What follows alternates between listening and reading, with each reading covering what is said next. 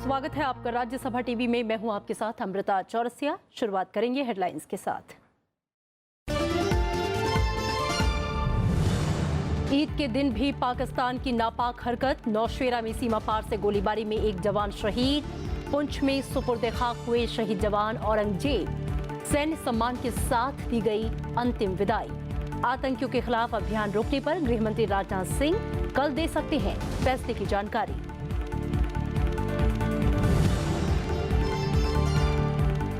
New India 2022 के एजेंडे पर कल होगी अहम बैठक। नीति आयोग की गवर्निंग काउंसिल के साथ प्रधानमंत्री करेंगे चर्चा। केंद्र की अहम योजनाओं की प्रगति और किसानों की आय दोगुना करने के लिए उठाए गए कदमों की होगी समीक्षा। पूर्वोत्तर के विकास पर उपराष्ट्रपति का जोर। देश के समग्र विकास के लिए बताया जरूरी। ईटानगर में रखी सीवेज प्रबंधन प्रणाली और जल निकासी व्यवस्था की आधारशिला।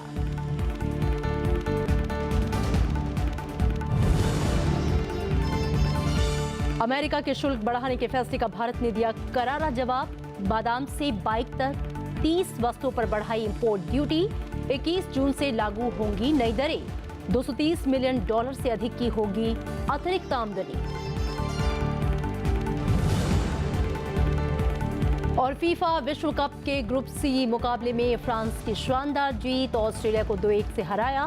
फ्रांस की ओर से स्ट्राइकर ग्रीजमैन और पॉल पोग्बा ने दागे गोल।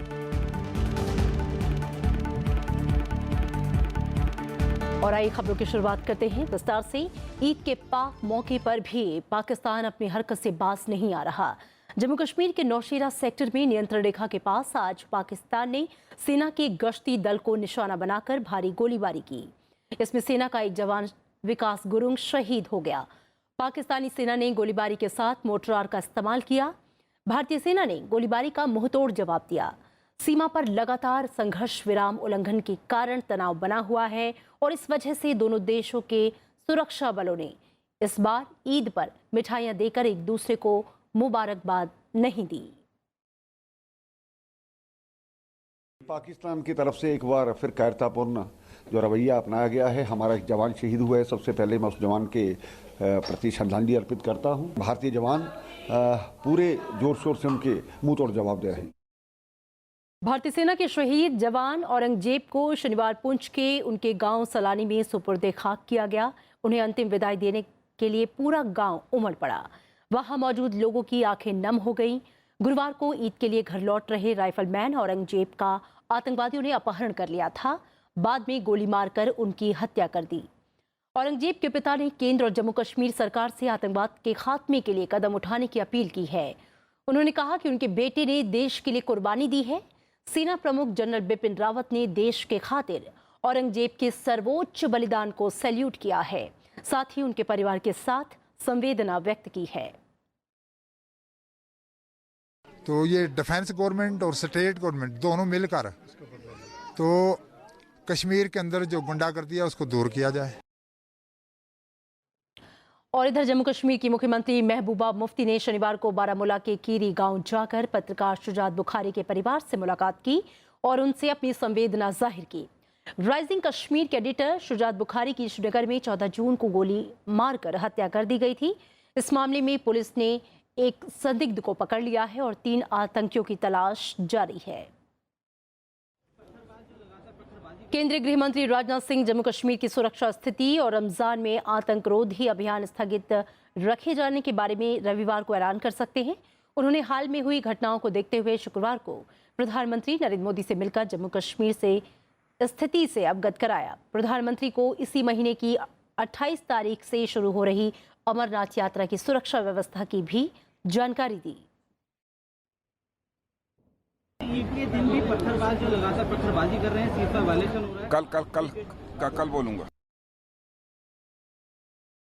No, I'm sure everything is being taken cognizance of, and immediately I think the priority and the concern for each one of us is to make sure that the upcoming Amarnath Yatra is concluded successfully, peacefully, and that's a responsibility not only limited to the government but also to the members of the civil society. Each one of us will have to cooperate in that and also exercise a very high degree of alertness, keeping the possibility of mischief happening from across the borders. NITI Aayog governing council की रविवार को होने वाली चौथी बैठक में new India 2022 का agenda तय किया जा सकता है। राष्ट्रपति भवन में प्रधानमंत्री नरेंद्र मोदी की अध्यक्षता में होने वाली इस बैठक में राज्यों के मुख्यमंत्रियों को न्यू इंडिया 2022 पर काम करने की रणनीति के बारे में बताया जा सकता है। इसके अलावा इस बैठक में किसानों की आमदनी दोगुनी करने की दिशा में उठाए गए कदमों, आयुष्मान भारत कार्यक्रम की प्रगति, राष्ट्रीय पोषण मिशन और मिशन इंद्रधनुष के साथ साथ देश भर में महात्मा गांधी की 150वीं वर्षगांठ मनाने जैसे मामलों पर चर्चा हो सकती है। इस साल बैठक में पिछले साल हुए कामों की समीक्षा और आने वाले साल के लिए विकास के एजेंडे को किस तरह से आगे बढ़ाया जाए, इसकी रूपरेखा तय की जाएगी। दिन भर चलने वाली इस बैठक में केंद्रीय मंत्रियों के अलावा राज्यों के मुख्यमंत्रियों सहित केंद्र शासित राज्यों के लेफ्टिनेंट गवर्नर शामिल होंगे। इनके अलावा भारत सरकार के तमाम वरिष्ठ अधिकारी भी मौजूद रहेंगे।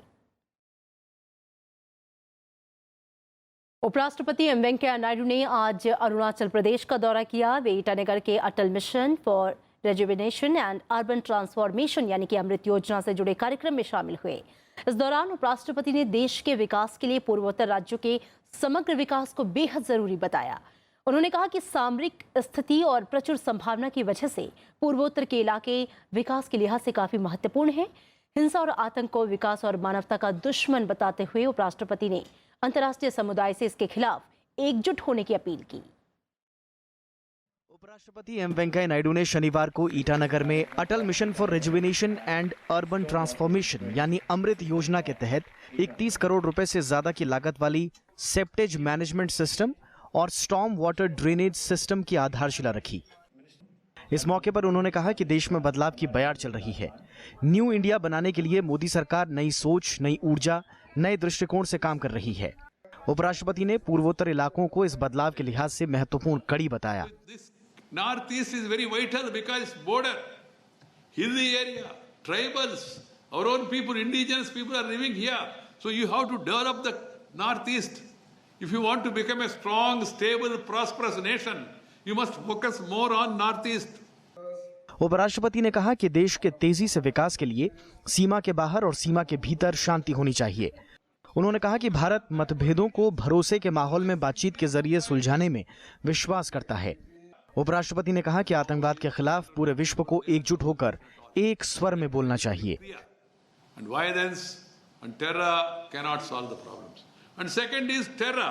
One of our neighbor, unfortunately, is aiding, abetting, funding, training terrorists. They will also become casualty of the same. And terror has no religion also. Terror has no caste and no religion. It's an enemy of the humanity. So the entire country, for that matter, entire world must speak in one voice against terror. Then only you will have peace. Peace is the prerequisite for progress. उपराष्ट्रपति ने कहा कि गरीबी, भ्रष्टाचार जैसी चुनौतियों से निपटने के लिए लोगों को एक दूसरे पर आरोप लगाने की राजनीति करने से बचना चाहिए। 25% of the people are living below poverty line, BPL. ये भी एक चुनौती है. This is also a challenge. After 70 years of independence, इसके लिए कौन जिम्मेदार है? एक दूसरे के ऊपर आरोप करने में कोई मतलब नहीं है। इसलिए वो उसको पीछे छोड़ के कम से कम आने वाले दिनों में तेजी से आगे बढ़ना चाहिए। We must act fast. We must focus our attention on development, not on तू-तू-मैं-मैं politics, not on criticizing and counter-criticizing. आरोप और प्रत्यारोप से कुछ होगा नहीं। उपराष्ट्रपति ने कहा कि सरकार देश के विकास को रफ्तार देने के लिए पिछले 4 साल से लगातार फैसले कर रही है। इनमें कुछ फैसले ऐसे भी हैं जिनसे थोड़े वक्त के लिए लोगों को कुछ परेशानी हुई, लेकिन बाद में अर्थव्यवस्था को लाभ मिला। इस दौरान उन्होंने नोटबंदी और जीएसटी जैसे फैसलों का भी जिक्र किया। उपराष्ट्रपति ने कहा कि नोटबंदी से बिना हिसाब वाली रकम बैंकों में पहुंची, वहीं जीएसटी से टैक्स चोरी पर लगाम लग सकी, जिससे सरकार की आमदनी बढ़ी और इस राशि का इस्तेमाल विकास के कामों में संभव हो पा रहा है। राजकमल राव, राज्यसभा टीवी। उपराष्ट्रपति एम वेंकैया नायडू ने आज ईटानगर में north east regional institute for science and technology के छात्रों, शोध विद्वानों और शिक्षकों के साथ संवाद किया। इस दौरान उपराष्ट्रपति ने कहा कि विज्ञान और तकनीक का मकसद लोगों के जीवन को बेहतर बनाना होना चाहिए। वैज्ञानिक प्रयासों का मकसद समाज के सामने मौजूद समस्याओं के समाधान ढूंढना होना चाहिए। उपराष्ट्रपति का कहना है कि विकास और पर्यावरण के बीच पूरक और सह अस्तित्व के रिश्ते को बढ़ावा देना चाहिए। खाना खाते हैं ना, बेकार खाते हैं। कुछ खाना में प्रोटीन होता है, एडवांटेज होता है। We are eating food without fibre after polishing it, too much polish because fashion. We are losing all the main important things that are required for the body. These are all things that are expected from science. Science is for the betterment of the people. So in what way we have bettered the living condition of the people? You people should pose that question to yourself and answer and move in future in that direction. Greece, Suriname और Cuba के दौरे पर गए राष्ट्रपति रामनाथ कोविंद यात्रा के पहले पड़ाव में ग्रीस की राजधानी एथेंस पहुंच गए हैं। यहां राष्ट्रपति ग्रीस के राजनेताओं के अलावा भारतीय समुदाय के लोगों से भी मुलाकात करेंगे। उनकी यात्रा का मकसद लैटिन अमेरिका और यूरोप के साथ रिश्ते मजबूत करना है। ये देश भारत की रणनीतिक जरूरतों के लिए अहम है और पिछले कई सालों से यहाँ पर भारत की उच्च स्तरीय यात्रा नहीं हुई है। रामनाथ कोविंद सूरीनाम और क्यूबा जाने वाले पहले भारतीय राष्ट्रपति हैं। सूरीनाम में वे अंतर्राष्ट्रीय योग दिवस समारोह में भी शामिल होंगे।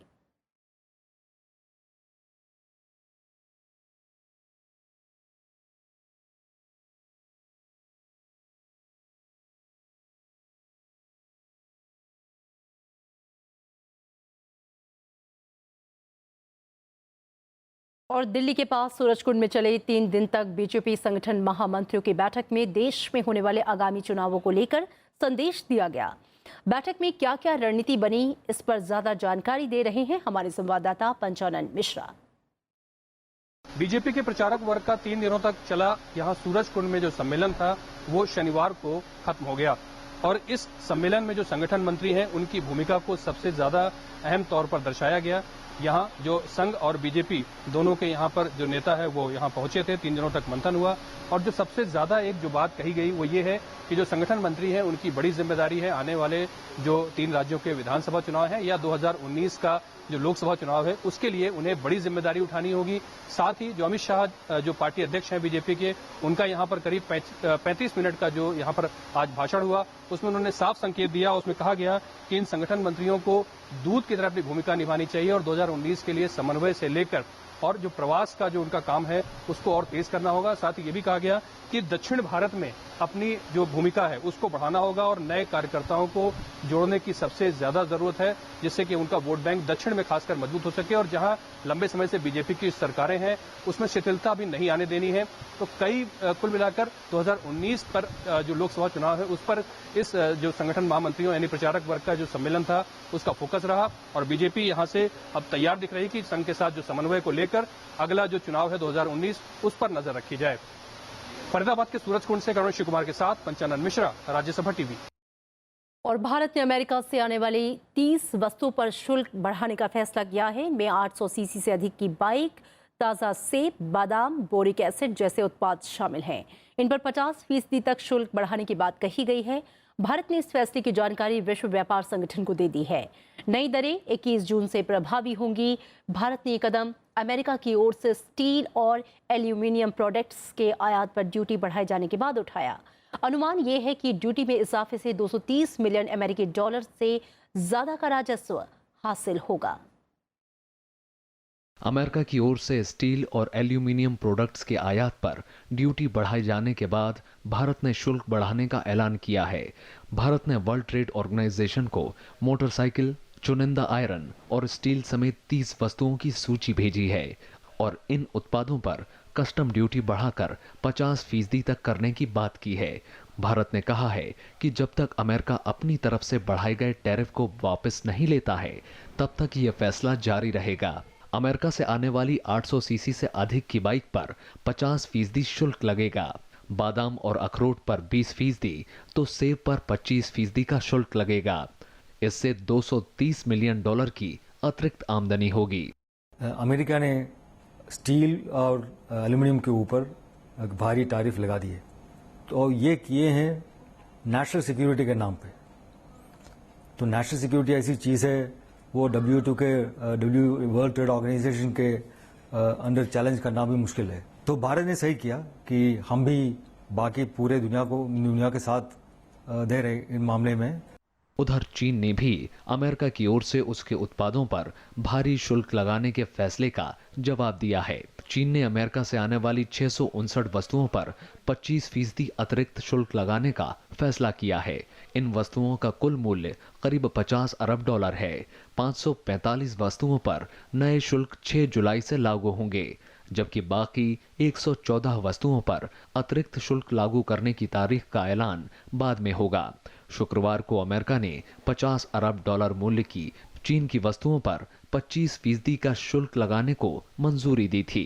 中国是基于我国的对外贸易法，也是符合 WTO 规则的要求。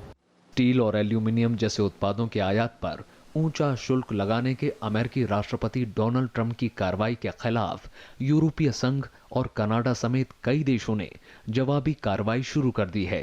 उन्होंने इस फैसले को विश्व व्यापार संगठन में चुनौती दी है, साथ ही जवाबी कार्रवाई करने का ऐलान किया है। WTO और IMF जैसे अंतर्राष्ट्रीय संगठनों ने भी अमेरिका के संरक्षणवादी रवैये की आलोचना की है। Recent actions by the US to impose tariffs on imports comes with further risks. Unilateral trade actions can be disruptive and may prove counterproductive to the functioning of the global economy and trading system. As I've said before, a so-called trade war, driven by reciprocal increases in import tariff, gives no winner. America के इस फैसले के बाद Europe और America के share बाजारों में गिरावट का रुख रहा। इस कदम से विश्व अर्थव्यवस्था के लिए खतरा पैदा हो गया है और इससे सभी देशों में रोजगार के अवसर में कमी आएगी। लीना शर्मा के साथ ब्यूरो रिपोर्ट, राज्यसभा टीवी। और पूर्वोत्तर के असम, मणिपुर और त्रिपुरा में बाढ़ से अब तक 12 लोगों से ज्यादा की जान जा चुकी है। NDRF की टीमें बाढ़ पीड़ित क्षेत्रों में लगातार लोगों की मदद कर रही हैं। असम के 7 जिलों में करीब 4 लाख लोग बाढ़ से बेहाल हैं। इन जिलों में होजाई, कार्बी आंगलोंग ईस्ट, कार्बी आंगलोंग वेस्ट, गोलाघाट, करीमगंज, हैलाकांडी और कछार शामिल हैं। मणिपुर में बाढ़ से मरने वालों की तादाद बढ़कर 8 हो गई है और अभी भी 1.5 लाख से अधिक लोग बाढ़ में फंसे हैं। इम्फाल घाटी में स्थिति और भी ज्यादा खराब है। थौबाल और इम्फाल वेस्ट जिलों में हालात सबसे ज्यादा खराब हैं। राज्य में 1.8 लाख लोग बाढ़ से प्रभावित हैं। त्रिपुरा की बात करें तो यहाँ पे हालात में थोड़ा सुधार हुआ है। बाढ़ से यहाँ करीब 40,000 से ज्यादा लोग राहत कैंप में रह रहे हैं। कई इलाकों में नदी का पानी घुस गया है। खोवाई जिले में करीब 6,000 लोग राहत शिविरों में शरण लिए हुए हैं। मिजोरम में बाढ़ के हालात में आज कुछ सुधार हुआ। राज्य में भारी बारिश से कई इलाकों में बाढ़ जैसे हालात पैदा हो गए थे। लुंगनई जिले का तलाबुंग शहर और आसपास के गांव सबसे ज्यादा पीड़ित हैं। यहां 1,000 से अधिक लोगों को सुरक्षित स्थानों पर पहुंचाया गया है, लेकिन अभी भी 500 परिवार बेघर हो गए हैं और कई जगहों पर जमीन धंसने से यातायात पर असर पड़ा है। और दिल्ली में प्रदूषण के स्तर में कुछ सुधार हुआ है, लेकिन ये अभी भी गंभीर स्तर पर बना हुआ है। मौसम विभाग का कहना है कि प्रदूषण घटने से दिल्ली में हवा की गुणवत्ता में सुधार आया है। केंद्रीय प्रदूषण नियंत्रण बोर्ड से मिले ताजा आंकड़ों के मुताबिक शनिवार को दिल्ली NCR में PM10 का स्तर 522 और केवल दिल्ली में 529 दर्ज किया गया। वहीं दिल्ली NCR और दिल्ली में PM2.5 का स्तर 124 दर्ज किया गया, जो कि अभी भी खराब स्थिति को दर्शाता है।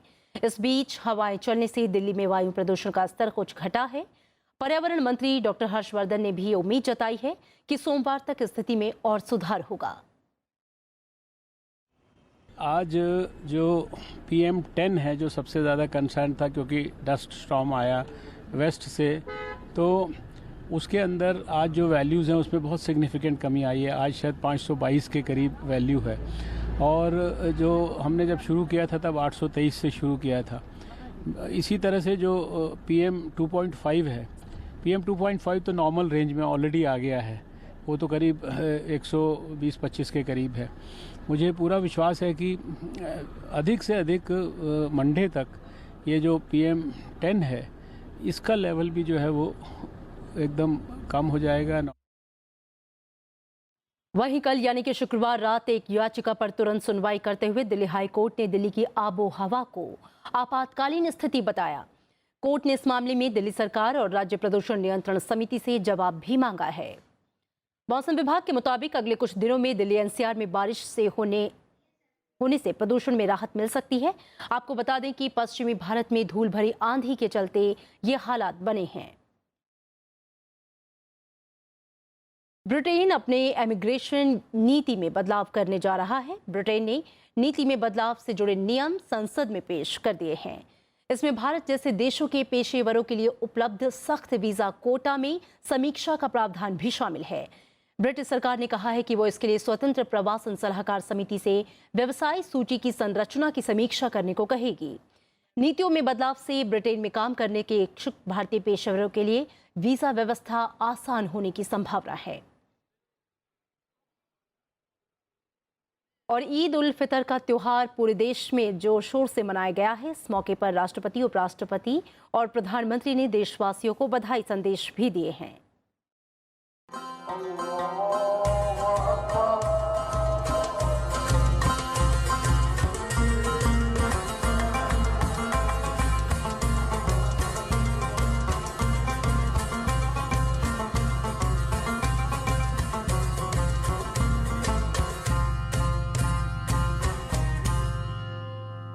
देश भर में आज ईद उल फितर का त्योहार धूमधाम से मनाया जा रहा है। दिल्ली की जामा मस्जिद में सुबह के वक्त लोगों ने खास नमाज अदा की और अमन चैन की दुआएं मांगी। साथ ही अल्लाह का शुक्रिया अदा किया कि उन्हें रोज़ा रखने की तौफीक और रूहानी ताकत अता फरमाई।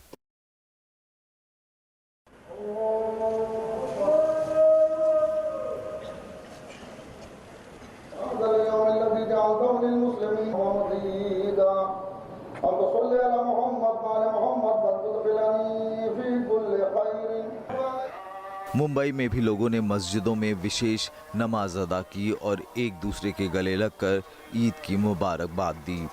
ईद उल फितर को लेकर लोगों में खास उत्साह बना हुआ है। साथ ही बाजारों में रौनक भी है। केरल में ईद उल फितर शुक्रवार को ही मनाई गई। जश्न के माहौल में डूबे लोगों के लिए सरकार ने कल सार्वजनिक अवकाश घोषित किया। सरकारी दफ्तरों के साथ साथ स्कूल कॉलेजों को भी बंद रखा गया। केरल में भी लोगों ने मस्जिदों में जाकर विशेष नमाज पढ़ी और अल्लाह का शुक्रिया अदा किया। ईद का त्योहार रमज़ान का चांद डूबने और ईद का चांद नज़र आने पर उसके अगले दिन मनाया जाता है। ईद उल फितर को मीठी ईद भी कहा जाता है।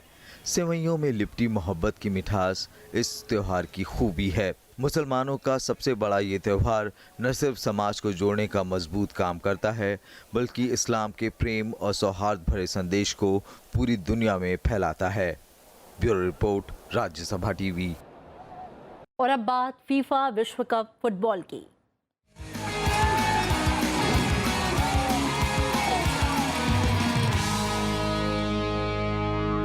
फीफा विश्व कप ग्रुप सी का पहला मैच फ्रांस और ऑस्ट्रेलिया के बीच खेला गया। फ्रांस ने ये मुकाबला 2-1 से अपने नाम किया। रैंकिंग में अपने से 30 पायदान ऊपर की टीम के साथ खेलते हुए ऑस्ट्रेलिया ने पहले हाफ तक फ्रांस को कोई गोल नहीं करने दिया, लेकिन दूसरे हाफ में फ्रांस के बेहतरीन खेल के सामने ऑस्ट्रेलिया कई बार बेबस नजर आया। दूसरे हाफ के 98 मिनट में फ्रांस ने गोल कर बढ़त बनाई। फ्रांस के स्ट्राइकर एंटोनी ग्रीजमैन ने पेनाल्टी किक के जरिए फ्रांस को बढ़त दिलाई। हालांकि इसके 4 मिनट बाद ही ऑस्ट्रेलिया ने गोल कर स्कोर 1-1 से बराबर कर दिया। ऑस्ट्रेलिया के एम जोडिकनैक ने पेनाल्टी किक के जरिए गोल कर टीम को बराबरी दिला दी। इसके बाद फ्रांस ने लगातार आक्रामक खेल दिखाया। इसकी बदौलत फ्रांस ने 80वें मिनट में दूसरा गोल दाग दिया। फ्रांस के पॉल पोग्बा ने फील्ड गोल कर फ्रांस को 2-1 से निर्णायक बढ़त दिला दी।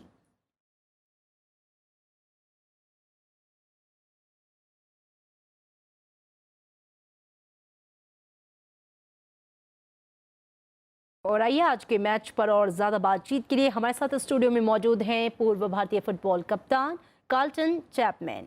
स्वागत है आपका कार्लटन। और आज के मैच में आप क्या कहना चाहेंगे, क्योंकि 2-1 से ये मुकाबला रहा, फ्रांस ने मुकाबला जीत लिया है। और खासकर अगर मैं बात करूं एंटोनी ग्रिजमैन की और पॉल पोग्बा की, जो कि इस फीफा वर्ल्ड कप के बेस्ट खिलाड़ी माने जा रहे हैं। Good evening to you. And Griezmann and Paul Pogba is one of the best players in the world. and they play for one of the topmost teams in the world. And Griezmann plays for Atletico Madrid, and Paul Pogba plays for Manchester United. They are one of the topmost players in the world, and they are proving to the world that they are the best players in the world. And to say France is a better side than Australia. So they had all the chances to go through this match, and they proved their worth, and they won 2-1 against Australia. बिल्कुल। और आपको बता दें, इस बीच एक खबर आ रही है कि ग्रुप डी में अर्जेंटीना और आइसलैंड के बीच मुकाबला जो है वो ड्रॉ रहा है। दोनों टीमें एक एक गोल से बराबरी पर रही हैं। और चलिए रुक करते हैं अपने गेस्ट का। कार्लटमैन, ये जो मुकाबला है ड्रॉ रहा, हालांकि फर्स्ट हाफ में भी ये ड्रॉ था और दूसरी बार जब मेसी को गोल करने का मौका मिला और वो नहीं कर पाए, दोबारा मैच ड्रॉ ही रहा। Aguero took the league. Aguero is the goal machine. He has scored a wonderful goal in the first half. But Iceland equalized in the first half only. In the second half, Messi got a penalty, which he missed. And it's becoming tougher and tougher and tougher and tougher. The percentage of ball position was 70% of Argentina and 30% of Iceland. Argentina was dominating the match, but they are failing to score goals. They know that if they score goals, they will win the match. It all depends on them. And they have Aguero, Messi, Di Maria, all scoring machines. But Iceland is playing so defensively, even they are coming back with 10 men in defense. They are playing defensive football, total defensive football. They don't want to consider a goal. They play in defensive football. They don't care if they don't score also. They want to get a point. They don't want to lose 3 points. But Argentina, I hope they will score a goal. तो फिलहाल मुकाबला जो है वो draw रहा, लेकिन Messi ने जो गोल मिस किया पेनल्टी कॉर्नर में, उसे लेकर आप क्या कहना चाहेंगे? अगर वो गोल कर दिया गया होता तो शायद परिणाम कुछ और होता। Definitely, because Ronaldo scored in a penalty in the 4th minute. Messi missed a goal. These are the topmost players in the world. Definitely. And they don't, and nobody wants to even I am a fan of Messi. I don't want to see him missing a chance, a golden opportunity, which can take his team through the second round. This miss will cost them a lot of trouble in future. चलिए, बहुत शुक्रिया आपका इस दोनों मैचों पे हमें जानकारी देने के लिए और बातचीत के लिए। Thank you so much. और इसी के साथ इस बुलेटिन में मेरे साथ इतना ही, लेकिन आप देखते रहिए राज्यसभा टीवी। नमस्कार।